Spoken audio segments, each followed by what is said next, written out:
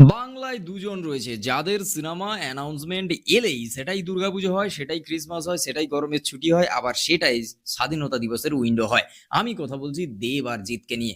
দেব আর জিতকে নিয়ে সব সময় একটা ভার্সাস এই বিষয়টা চলতে থাকে আর কি। সেটা 2015 সাল থেকে একেবারে 20 সাল ওই ফেজটাতে, বা 2012-13 থেকে একেবারে যখন এদের দুজনের পিক টাইম চলেছিল। হ্যাঁ, এখনো পিক টাইমই চলছে। কারণ যদি আমি দেব আর জিতের কেরিয়ার গ্রাফ দেখি, তাহলে একের পর এক বড় বড় হিট রয়েছে দুজনের। এবার দুজন এখন বাংলা সিনেমার মুখ। হ্যাঁ, আমি প্রসেনজিৎ চট্টোপাধ্যায়কে না বললে হয়তো গালাগালি খাবো কমেন্ট বক্সে। অবশ্যই প্রসেনজিৎ চট্টোপাধ্যায় গড, মানে কি বলা যায়, বাংলা সিনেমার ইন্ডাস্ট্রি প্রসেনজিৎ চট্টোপাধ্যায়। তো যেহেতু এখানে দেব আর জিতকে নিয়ে কথা হচ্ছে, তো প্রসেনজিৎ চট্টোপাধ্যায়কে এখানে ঢোকানোর দরকারই নেই, ঠিক আছে। হ্যাঁ চলো, দেব ভার্সাস জিৎ এই সিনেমায় আসতে চলেছে একেবারে 14ই আগস্ট, এটা সবাই ভেবেছিল। কিংবা পুজোতে আসবে, কেউ বলে বিপ্লবী, বা কেউ বলে বিপ্লবী, কেউ বলে ডাকাতের সঙ্গে দেশু সেভেন। কিন্তু পুরো ক্লাস একেবারে হেঁটে গেল ভাই, পুরোপুরি একেবারে ক্লিন ভাবে একজন হিরো। কেউ বলে বিপ্লবী, কেউ বলে ডাকাত, এই সিনেমা নিয়ে একেবারে আসছে কবে, 14ই আগস্ট। এবার 14ই আগস্টে আসছে জিৎ, আর ক্রিসমাসে আসছে দেব, আর দুর্গাপুজোতে দেশু সেভেন নিয়ে আসছে দেব। এবার যেহেতু দেবের একের পর এক সিনেমা রয়েছে, অনেকে বলছে জিতের ভয়ে দেব সরে গেল, দেবের ভয়ে জিত সরে গেল। দেখো, ব্যাপারটা বুঝতে হবে ভাই। প্রোডাকশন হাউস যারা বিজনেস করতে এসছে, অ্যাকচুয়ালি বিজনেসের বিষয় এটা। তুমি যদি দেখে থাকো, কো প্রোডাকশন হিসাবে সবসময় নান্দি ভূমিজ রয়েছে দুটো সিনেমার ক্ষেত্রে। সেটা হচ্ছে তুমি ব্যাড বাইক অ্যাম্বুলেন্স দাদা যে সিনেমাটা রয়েছে, তার সঙ্গে কো প্রোডাকশনে কে রয়েছে, সেটা হচ্ছে আমাদের অবশ্যই নান্দি মুভিজ রয়েছে। এবার কেউ বলে বিপ্লবী, কেউ বলে ডাকাত, সেটা কে রয়েছে, নান্দি মুভিজ রয়েছে। এবার কখনোই একটা প্রোডাকশন হাউস চাইবে না যে তারই দুটো ছবি একই ডেটে আসুক। এতে দর্শক তো মারামারি করবে, দর্শক তো সিনেমা দেখবে, কিন্তু কোথাও গিয়ে লস যদি খেতে হয়, সেটা প্রোডাকশন হাউসকেই খেতে হবে। কেউ চাইবে না নিজের সঙ্গে নিজের কম্পিটিশন এইভাবে করতে। তো সেই কারণের জন্য কোথাও গিয়ে আমার মনে হচ্ছে যে তাদের বাইক অ্যাম্বুলেন্স দাদা এই সিনেমাটাকে পোস্টপন করতে হয়েছে। তার কারণ যদি স্বাধীনতার উইন্ডোটা দেখো, তাহলে অনন্ত সিংহের যে বায়োগ্রাফি, যেটা হচ্ছে জিৎ করছে, কেউ বলে বিপ্লবী, কেউ বলে ডাকাত, সেটা একেবারে অ্যাপ্রোপ্রিয়েট যদি ডেট হয়, একেবারে ঠিকঠাক যদি ডেট হয়, তাহলে সেটা কিন্তু ওই 15ই আগস্টের ডেট। তার কারণ একটাই, কারণ স্বাধীনতা সংগ্রামী অনন্ত সিংহের যদি বায়োপিক আসে, সেটা অবশ্যই স্বাধীনতার আশেপাশের উইন্ডোতে আসবে, এটাই স্বাভাবিক।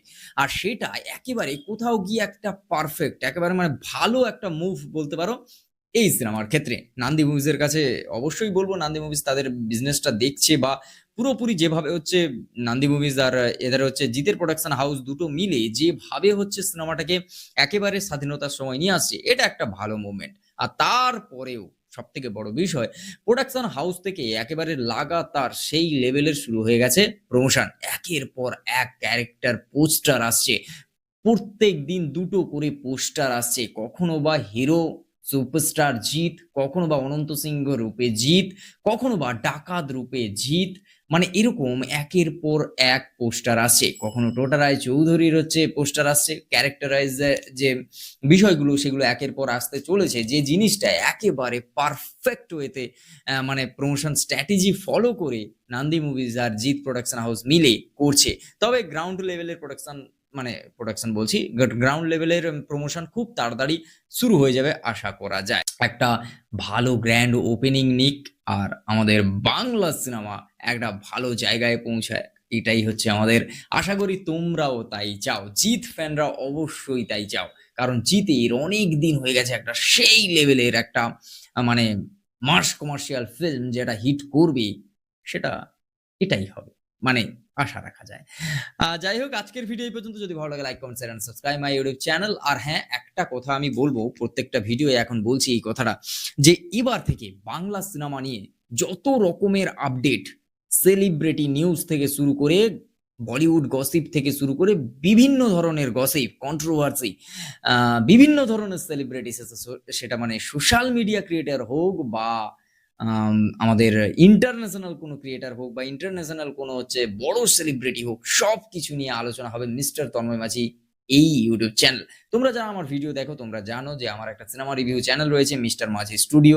সেখানে খুব তাড়াতাড়ি ভিডিও আসতে চলেছে, আর সেখানেও সিনেমা রিলেটেডই ভিডিও আসবে। তবে আশা করি সেখানে হয়তো আর বাংলাতে ভিডিও দেখা যাবে না, সেখানে হয়তো ল্যাঙ্গুয়েজ চেঞ্জ হতে পারে, হিন্দিতে হতে পারে, এখন শিওর নয়।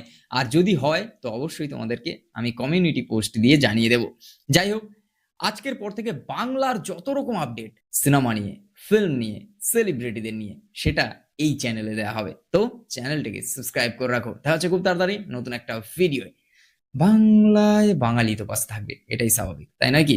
আশা করি তোমরাও পাশে থাকবে। ফেসবুক থেকে দেখে থাকলে পেজটাকে ফলো করো। দেখা হচ্ছে খুব তাড়াতাড়ি নতুন একটা ভিডিও। টাটা।